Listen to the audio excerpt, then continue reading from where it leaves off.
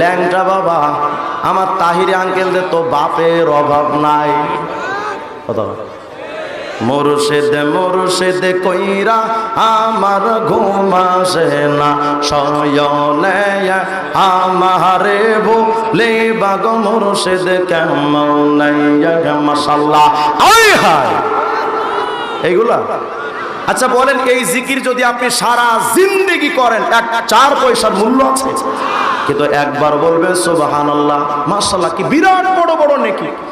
আমার বাংলাদেশে তো বাবার অভাব নাই। ওরে বাবা, এই বাংলাদেশে যেমন বাবার অভাব নাই, পীর বাবার অভাব নাই। কি বলবো আশ্চর্য কথা, বাংলাদেশে ল্যাংটাও পীর। আমি বললাম ভাই ল্যাংটা যদি পীর হয় তাহলে তো কুত্তা বড় পীর। কথা কয় ল্যাংটা বাবার কাছে গিয়া কয় বাবা ভাগ্য পাল্টা দে। যা দেখলাম বাবারই কপাল খারাপ, কাপড় চোপড় দূরের কথা যাই কেউ নাই। কতক্ষণ আছে না নাই? বলেন তো সন্তান দেওয়ার মালিক কে? কোন বাবা? সাতক্ষীরার দিকে আবার শুনি যে কিছু পিট্টির আছে নাকি? আছে না? এদিকে আছে নাকি পিট্টির? মাশাআল্লাহ। তবে আমি কিন্তু পীর বিরোধী নই, আমিও পীরের মুরিদ। আমার পীর ছিলেন কায়েদে মিল্লাত আল্লামা জুনায়েদ বাবুনগরী রাহিমাহুল্লাহ। হযরত আমাকে ছেলের মতো মহব্বত করতেন, মাঝে মধ্যে হাঁটাজারি গেলে নিজের বাড়ি নিয়ে আমাকে খানা খাওয়াতেন। আমরা পীর বিরোধী মানুষ নই, কিন্তু আমার কোরআন সুন্নাহর বাইরে আমার পীর যদি আমাকে চলতে বলে, এমন পীরকে আমি মানতে পারি না। ভণ্ডরা আজকে স্লোগান ছুড়েছে আমরা হলাম শরীয়তি মোল্লা আর ওরা নাকি মারেফতি মোল্লা। গানও গায়ে পাগল মরলে বাতে জ্বলে, মন সে মরলে জ্বলে না। পাগলার কাছে খোদাই থাকে, কান্নার দলে দেখে না টুনটুনা টুন। এরা নাকি মারেফতের পাগলা। এই মারেফতি বাবাদের আবার একজন বিরাট বড় মুফতি সাহেব আছে। মুফতি সাহেবের নাম কি জানেন? আলহাজ হযরত মাওলানা মুফতি মুমতাজ ভাবি। বিরাট বড় মুফতি সাহেব। আরে বাপরে বাপ, মাঝে মধ্যে উনি আমাকে ফতোয়া শেখায়। কি বিরাট বড় আল্লাহওয়ালা, বিরাট বড় আলেম। মনে রাখেন শরীয়ত ছাড়া কোনো পীর মুরিদি হয় না। কত হয় না? শরীয়ত ছাড়া কোনো পীর মুরিদি হয়? বলেন শরীয়ত ছাড়া কোনো পীর মুরিদি হয়? এখন ওদের কাছে বলে যে তারা বাবা হলেই চলে, আল্লাহও লাগে না, নবীও লাগে না। নাউজুবিল্লাহ বলেন না। গানও বানাই কেরামান কাতিবিন, রোজ হাসরের দিন আল্লাহর কাছে যদি করে অভিযোগ, আমি বলবো দুনিয়ায় ছিলাম ল্যাংটা বাবার লোক। আমি মনে মনে ভাবলাম তুই ল্যাংটার মুরিদ হয়ে যদি গান বানাইতে পারস, আমিও কওমি মাদ্রাসার পোলা বিগ হাউস কর না, আমিও একটা বানাইছি। কই না থাক, পরে সমালোচনা করবে না। কেরামান সমালোচনা কারে কয় শিখান আপনি? ওই মিয়া সমালোচনা কারে কয় শিখান? আমি কওমি মাদ্রাসার স্টান করা ছাত্র। কোনটা গীবত কোনটা গীবত না এটা আপনার থেকে শিখতে হবে আমার। তোমার যদি জুতা চুরি করে তার বিরুদ্ধে সমালোচনা করলে ওটা গীবত হয় না, ইমাম চোরদের ব্যাপারে বললে গীবত হয়ে গেল। আপনি আমার সবক শিখান মিয়া, আপনার নির্দেশ মানতে হবে আমার এখানে। আপনি কেন নির্দেশ দেন আমারে? কে আপনি? সমালোচনা কাকে বলে? আপনাদের এলাকায় যদি, আরে আমি তো বলবোই মিয়া, ওনার কথায় চুপ থাকবো নাকি? আমি পৃথিবীর কাউকে ভয় পাই না। আশ্চর্য ব্যাপার। আমরা আল্লাহর পথে চলি, আল্লাহর গোলাম হয়ে বাঁচতে চাই, আল্লাহর জন্য মরতে চাই। পৃথিবীর কোনো পরাশক্তি দিয়ে আমাদের দমানো যায় না। যারা ভাবেন ওলামায়ে কেরাম কারাগারে জবান বন্ধ হবে, একজন মুসলমান জিন্দাতে আওয়াজ বন্ধ হবে না। আপনি কি বলেন আমার এগুলো? গীবত কাকে বলে? যদি আপনাদের এলাকায় মোবাইল চোর ঢুকে আপনারা বলেন না যে ভাই কিন্তু চোর? আরে কথা হয় না, এটা গীবত। যদি আপনার ঘরে কোনো চোর ঢোকে, বউরে ডাকেন না যে জরিনার মা তাড়াতাড়ি ওর চোর ঢুকছে, এটা গীবত। তো যদি সম্পদ চোরদের ব্যাপারে নাম ধরে বললে গীবত না হয়, ঈমান চোরদের ব্যাপারে বললে সেটা সমালোচনা কেন? প্রত্যেকটা মাস ভান্ডারি আত্মসী সবগুলো ঈমান চোর, আহলে কুরআন ঈমান চোর, কাদিয়ানী ঈমান চোর, হিজবুত তাওহীদ ঈমান চোর। আমি তো আজকে ওয়াজ করতেছি মিয়া, আমি তো এই ওয়াজ করি না। আমি ওয়াজ করি ভণ্ডদের ব্যাপার। বাংলাদেশের সমস্ত বাতিল হলো আমার ওয়াজের বিষয়বস্তু। আমি যেহেতু আপনাদের এলাকায় বাড়ি আমার, আমি তো এদিকে আসিও না, আমার বাড়ি তো শ্রীরামপুরে, থাকি গাজীপুরে। আমি তো এই ওয়াজ করি না, আমি ওয়াজ করি সব ভণ্ডদের ব্যাপারে। আপনি আমার থামাননি, আপনি চিনেন আমারে? আমি মামুনুল-হকের ছাত্র। আওয়াজ দিয়ে বলেন আল্লাহু আকবার। তো ওরা বলে যে আমরা কিয়ামতে বলবো ল্যাংটা বাবার লোক, তা আমি বানাইলাম। কেরামান কাতিবিন পাইবে যে দিন, তোরা যারা ছিলি ল্যাংটা বাবার লোক, তোদের জুতা মাইরা হাকইব জাহান্নামে ঢোক। গানটা তো এমন হওয়ার কথা, কেরামান কাতিবিন রোজ হাসরের দিন আল্লাহর কাছে যদি করে অভিযোগ, আমি বলবো দুনিয়ায় ছিলাম মুহাম্মদের লোক। मोमिन जो फिदा नक्श काफे पाए नबी हो ज़ेर कदम आज भी आलम का खजीना। साहिल से लगे गा कभी मेरा भी सफीना, देखेंगे कभी शौक से मक्का व मदीना। गर सुन्नत नबवी की करे पैरवी उम्मत, तूफान से निकल जाएगा फिर उसका सफीना। आवाज दिया कौन अल्लाहु আকবার। তাহলে মুমিন বলেন তো জিকির করব কার? কোন বাবার, মাজার, দরবার? বলেন তো চামচা হওয়া লাগবে কার? আরে সাতটা বল জমিন আসমানের মালিক যিনি, আমেরিকার সুপ্রিম পাওয়ার আমেরিকাই টিকে, চাইনার ক্ষমতা চাইনার মধ্যে টিকে, ইন্ডিয়ার পাওয়ার ইন্ডিয়ায় থাকে, আমার আল্লাহর পাওয়ার সাতবক জমিন আসমানেই চলে। অতএব যদি দালাল হতে হয়, চামচা হতে হয়, একমাত্র দালাল হব কার? মুহতারাম হাজিরিন, শেষ কথা, আমি এতক্ষণ পর্যন্ত আপনাদেরকে বলেছি সুবহানাল্লাহ, আলহামদুলিল্লাহ, আল্লাহু আকবার, লা ইলাহা ইল্লাল্লাহ। এক একবার পড়লে কত বিরাট বড় বড় নেকি। আমল করা যাবে না ইনশাআল্লাহ? করা যাবে ইনশাআল্লাহ। এই আমলগুলো আমরা সময় তো পাই না, কিন্তু মুরব্বী যারা চাষাবাদ করেন আপনাদেরকে বলছি, যখন চাষ করেন, মনে করেন ধান রোপণ করেন, তো ধানের চারাগুলো যখন লাগান তখন বলতে পারেন না সুবহানাল্লাহ, সুবহানাল্লাহ, সুবহানাল্লাহ? বলা যায় না? কতক্ষণ যায় কি যায় না? যুবকরা যারা হোন্ডা চালাও, হোন্ডার উপরে বসেই তো বলা যায় লা ইলাহা ইল্লাল্লাহ, লা ইলাহা ইল্লাল্লাহ।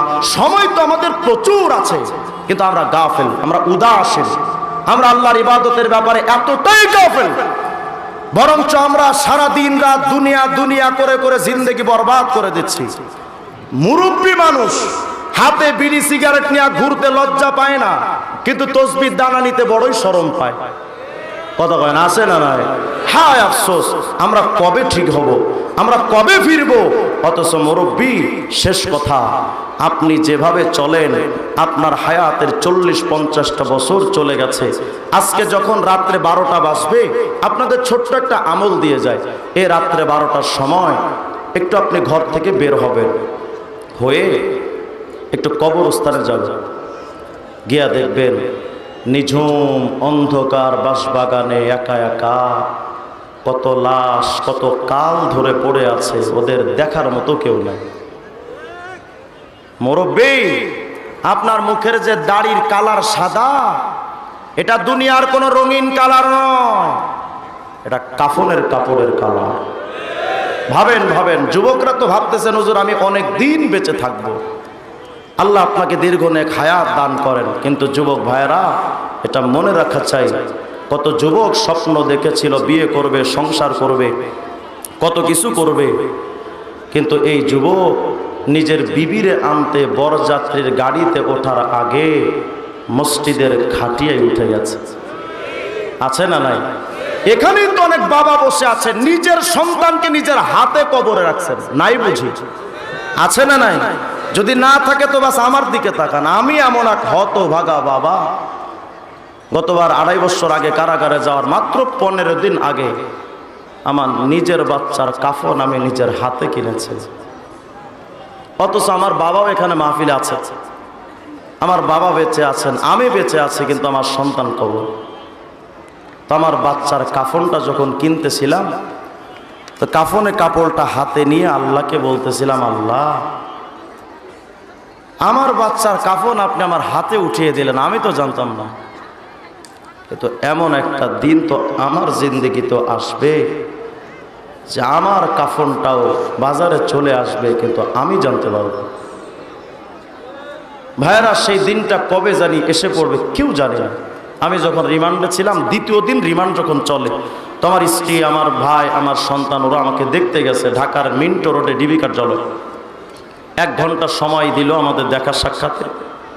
তো যখন ওরা দেখা সাক্ষাৎ করে চলে আসবে, তো আসার সময় আমার ছোট্ট বাচ্চাটা আফফান আমাকে গিয়া বলতেছে, আব্বু দোয়া করেন, চলে যাচ্ছে। ভাবেন তো ওই সময় বাচ্চা আর বাপের মানসিকতাটা কেমন। আমি ওর দিক ফিরেও তাকাতে পারছিলাম না, চোখ থেকে পানি ঝরতেছিল, আবার কষ্ট পাবে। তো আমি যখন ওরা চলে আসবে, ওদের পেছনে তাকিয়ে ভাবতেছিলাম, আহারে তোমাদের সাথে জানি আর কবে আমার দেখা হয়। ভাইয়েরা, ওই দৃশ্যটা যখন এখনো মনে হয় তো ভাবি, দুনিয়ার সামান্য কিছুদিনের বিচ্ছেদ যদি আমাকে এতটা কষ্ট দেয়। এই মুরব্বী, আজকে যদি এই মুহূর্তে আপনি মারা যান, আসরের পর আপনার জানাজা হয়ে যাবে, মাগরিবের আগে পরে আপনার দাফন হয়ে যাবে, আপনার কবরে রাইখা একে একে সবাই বিদায় হয়ে চলে আসবে, আর জীবনে দেখা হবে।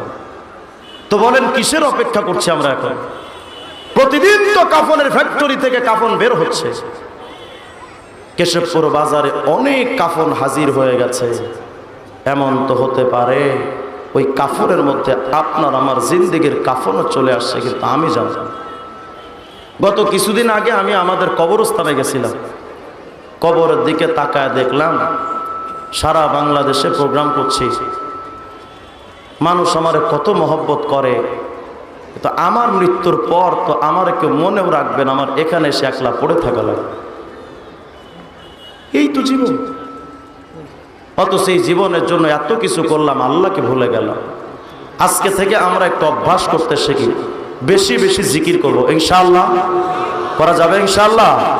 সবচেয়ে বড় জিকির হলো নিজের ব্যক্তিগত জীবন, পারিবারিক জীবন, সামাজিক জীবন, রাষ্ট্রীয় জীবনে আল্লাহর আইন প্রতিষ্ঠা করা। এটা বিরাট বড় জিকির, করবো তো ইনশাআল্লাহ।